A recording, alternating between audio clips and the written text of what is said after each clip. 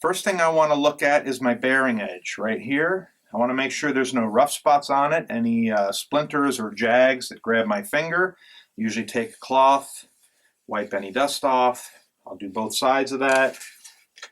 And I'll also wipe any dust off the outside of the drum. This is a good time to check your bearing edges, and I'll show you how to do that. If you take your drum, well, let me say this. The bearing edge is this right here. This is what the head pulls down over. And a perfect drum will have a perfectly round, perfectly beveled edge for that head to sit on. Unfortunately, depending on how much you spend on your drum or the quality or the brand of the drum, that's not always the case. Age also will factor into that. A drum could warp. If a drum is not perfectly round and evenly beveled, it's going to affect the way the drum tunes and sounds. It doesn't mean it's going to ruin the drum, but it could make a difference in the way it sounds. So the way to check that is put your drum on a hard surface. In this case, I'll just roll this up here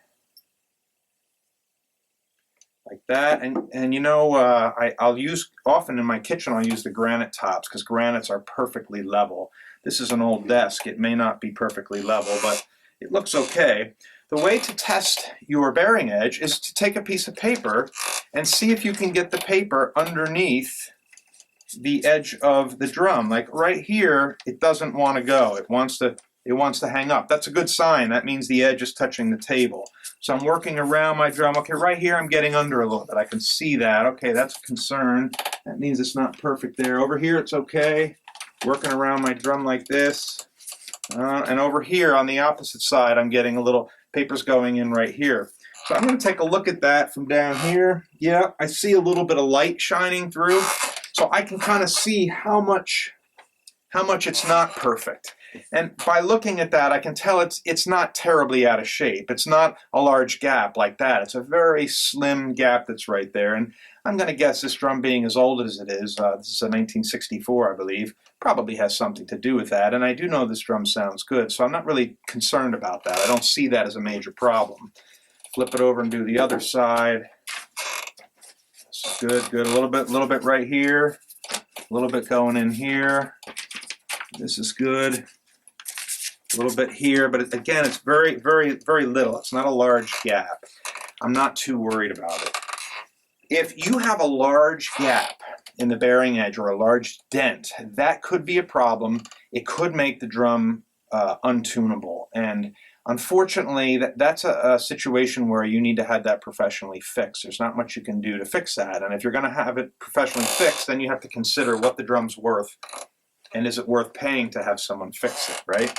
So that's something you'll want to have to consider if you have a large gap in a drum. This drum's in pretty good shape. I've seen better, but I've seen a lot worse too.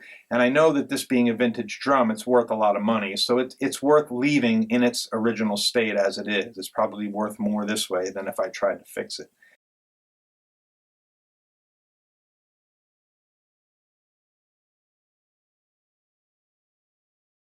All right, I checked my bearing edge on my drum. It's decent. Next thing I'm going to check for maintenance is my rims. Same thing. Lay that rim on a flat surface and make sure that it's laying flat. If any of the ends are bent upwards or downwards, or if you have space underneath, that means your rim is bent. And again, a bent rim is not going to tune the drum the way it should be tuned. So you'll want to check that. This one doesn't seem to be too bad. There's a little bit there. You probably can see on a piece of paper. There's a little bit right here. The way to fix that is, and you got to be careful, is find where that spot is. So that's the spot right there I want to get. And then take that spot, set the rim on the edge, and you're going to hold it with your left hand or your right hand if you do this side, and you're just going to push down gently on it and try to bend that back a little bit. You don't want to push too hard because you don't want to bend it permanently the wrong direction. In other words, you don't want to go too far. So I'm going to lean on that a little bit. And that seems to have fixed it. Yeah, that fixed it. That rim's a lot better now.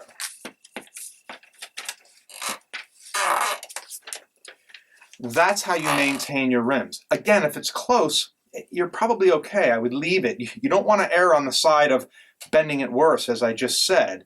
You're better off to leave it if it's slightly off. That was slightly off. I probably would have left that, but to demonstrate to you how to fix it, I put a little lean on it to get it to fix. Check my other rim here. Well, this one's good. Yeah, that rim's in good shape. So I had one that was slightly out and one that's good. Another thing to note, all right, knowing that this is my better rim, I may want to decide which head I want to put this on. My bottom head is my head for tuning to get my tone. My top head is my playing head. I probably am going to put this on my bottom head because I want that head to tune easily and sound good, my resonant head. And I'll set that one over here.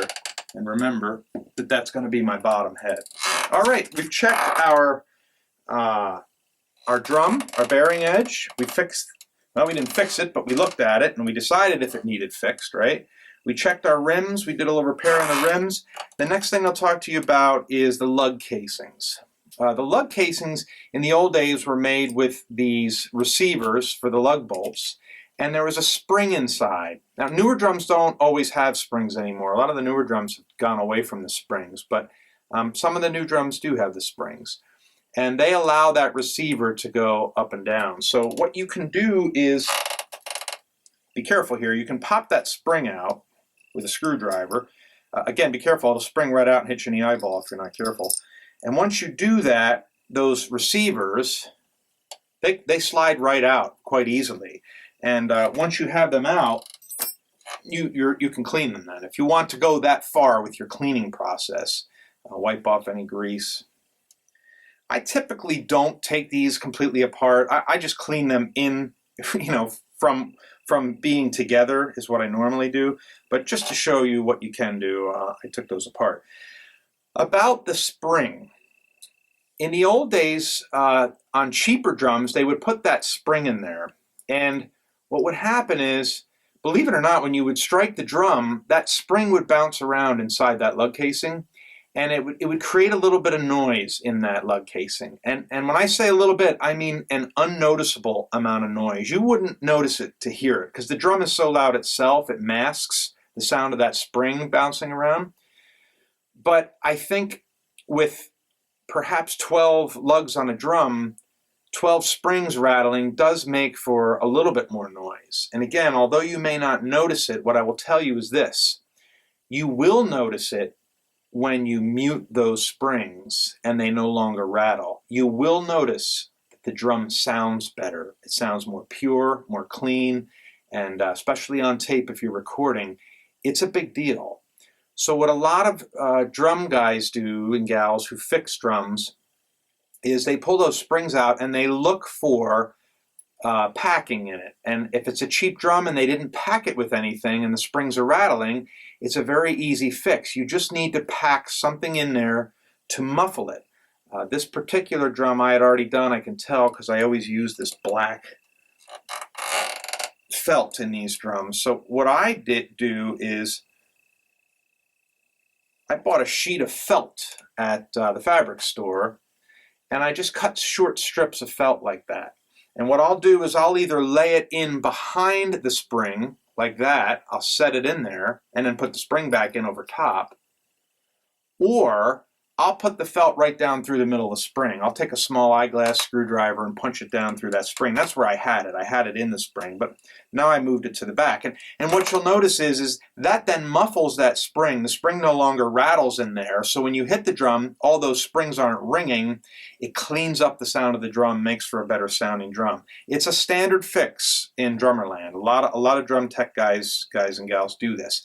And you can tell, if you want to notice this, if you ever take one apart, put the spring in without a felt and put it up to your ear and just flick the lug casing. And then put the felt in and flick the lug casing. You'll hear the difference. You'll know exactly what I'm talking about. Felt, I've seen people put cotton in there, cotton balls, a sponge type material, anything that'll rest up against that spring and keep it from vibrating and making noise would work on dampening these lug casings. If you buy a better drum set, often some of my high-end drum sets came with some sponge material in there. The factory did it for me. I didn't have to add that. But this particular drum was a 1964 Ludwig Club Day, and that was an economy kit back in the day, which is why it has only single lug casings around it, and it's why it didn't have felt or anything in it to dampen. It was an economy drum set in its day. It's a great sounding kit, though, and I've made it sound better by dampening the lug casings. All right, so we've done a few good things here. We've checked our bearing edge, we've straightened out our rims, and we've felt packed our lug casings so that our drum can sound the best that it possibly can sound. We've set it up to sound good. In the next section, I'll show you how I clean my drums.